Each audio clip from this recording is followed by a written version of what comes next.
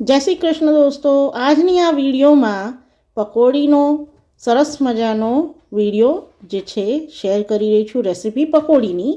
તો જય શ્રી કૃષ્ણ, તરુની દુનિયામાં તમારું સ્વાગત છે. પકોડીના આ જે ફોટા છે, પાણીપુરી, રગડાપુરી, દેખાવમાં જેવા દેખાઈ રહ્યા છે તેટલું જ મજાનું ખાવામાં પણ હતું.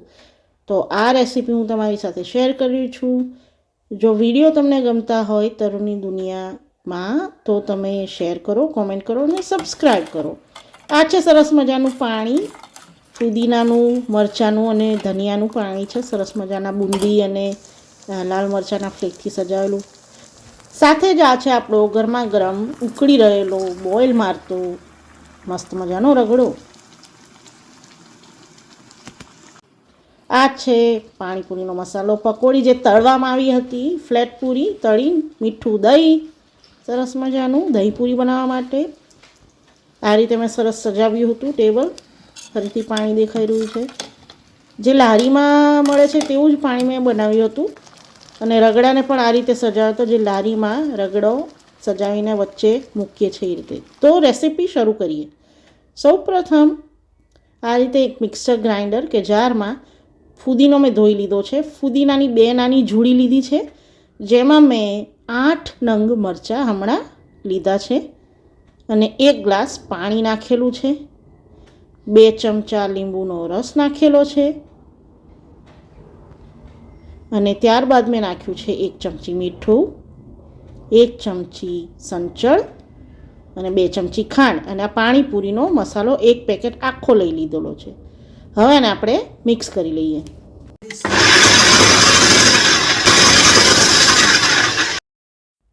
પાણીને આ રીતે મસ્ત રીતે બનાવી લીધા પછી કલર સરસ આવે છે. એને આપણે એક મોટી ગળણીની મદદથી ગાળી લઈશું, જેથી કરીને પાણીમાં રહેલા બધા જે લીલા મસાલા છે એના છોડા મોંમાં ના આવે. હવે એ જ ગ્રાઇન્ડરમાં આપણે 1 નાની જોડી ધાણા જે સમારીને ધોઈ લીધા છે એ જ જારમાં ફરીથી એડ કરી લઈશું. એમાં ફરીથી મેં 8 નંગ મરચાં નાખ્યા છે. આ મરચાં બહુ તીખા નથી. 1 પેકેટ ફરીથી પાણીપુરીનો મસાલો. આ 2 ચમચી સંચળ છે, જે પાણીપુરીના મસાલામાં પાણી જે હોય છે તેમાં સંચળનો સારો ટેસ્ટ આવતો છે. 2 ચમચી ખાંડ લીધી છે. અહીં ફરીથી 1 ગ્લાસ પાણી એડ કરી લીધું છે અને હવે આપણે લીડ બંધ કરીને ફરીથી મિક્સી ફેરવી લઈએ. આ પણ પાણી રેડી થઈ જાય એટલે આપણે ફરીથી એ જ સ્ટ્રેનરમાં એને ચાળી લઈએ, પાણીને ગાળી લઈએ અને વ્યવસ્થિત ગાળી લીધા પછી જ્યારે આપણું પાણી રેડી થઈ જાય ત્યારે આપણે એને ચાખી લઈએ. અત્યારે તમારે જે કંઈ ખૂટતા મસાલા લાગતા હોય તે આમાં તમે એડ કરી શકો છો. હવે જ્યારે લારી પર જઈએ ત્યારે પાણી એકદમ સજાવેલું જોવા મળે છે, તો ઘણીવાર એમાં ક્રશ કરેલા મરચાં નાખતા હોય છે લાલ. તો મેં પણ લાલ મરચાં દળેલા નાખ્યા છે, જેથી કરીને લુક સરસ આવે. જો કેટલું સરસ મજાનું ગ્રીન પાણી રેડી થઈ ગયું છે. તો પાણી આપણું રેડી છે. હવે આપણે બનાવીએ છીએ રગડા માટેનો મસાલો, જેની માટે સફેદ વટાણા લીધા છે 2 કપ બોઇલ કરેલા, જેમાં હળદર અને મીઠું નાખેલું હતું. એ સાથે જ બટાટા 2 બાફેલા લીધા છે, એમાં પણ મીઠું નાખેલું હતું.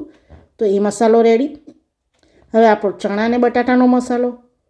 તો આ 6 બટાટા છે એને આપણે આ રીતે મેશ કરી લઈએ. આ બટાટા માટીવાળા છે, જેનો સ્વાદ ખૂબ જ સરસ આવે છે.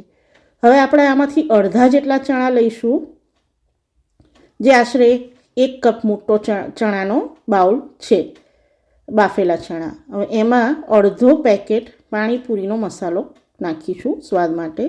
2 ચમચી સંચળ, મારી બનાવેલી સરસ મજાની મરચાંની પેસ્ટ અને મરચાંના ફ્લેક્સ. હાથ વડે હવે આને બધું જ મિક્સ કરી લેવાનું અને માવો તૈયાર થઈ ગયો છે. જુઓ, ટેસ્ટ કરી લઈએ, જેથી કરીને ફરીથી તમને આમાં કંઈ નાખવું હોય તો ખબર પડે. હવે આપણે બનાવીએ છીએ જે લારીમાં મળતો રગડો હોય છે એનું સજાવટ.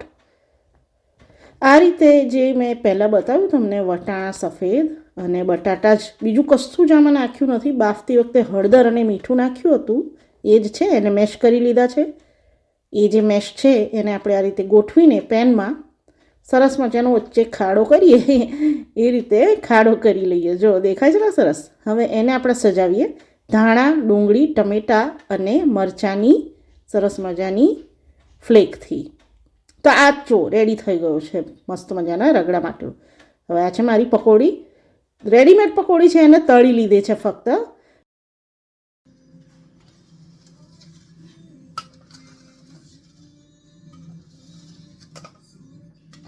રગડો આપણો જે છે ગેસ પર મૂકી દીધો છે ને હવે આમાં જે બાફેલા વટાણાનું પાણી એ એડ કરી દઈએ છીએ આપણે અહીંયા.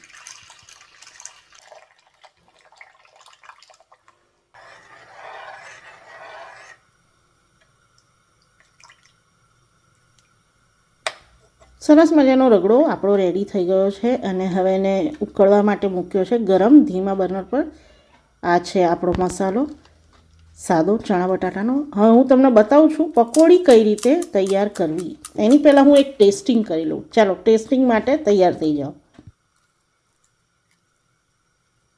તો પકોડીમાં સરસ અંગૂઠાની મદદથી કાણું પાડ્યું અને થોડું બટાટા ચણાનો માવો મૂક્યો. આ ઝીણી સમારેલી જે ડુંગળી છે એ પણ અંદર મૂકી છે જો. અને હવે આપણે એમાં મીઠી આમલીની ચટણી થોડી લઈશું આ રીતે. અને તીખું જે પાણી બનાવ્યું છે ફુદીના અને ધાણાનું અને મરચાંનું તે થોડું લઈ લઈએ આપણે એમાં. બરાબર ભરી લઈએ અડધા સુધી પકોડી. અને પછી એમાં આપણે લઈશું થોડું ધાણા જે અહીંયા મેં સમારીને મૂક્યા છે, તમને બતાવું છું. આ રેડી છે. ટેસ્ટ કરીશું હવે આપણે એને.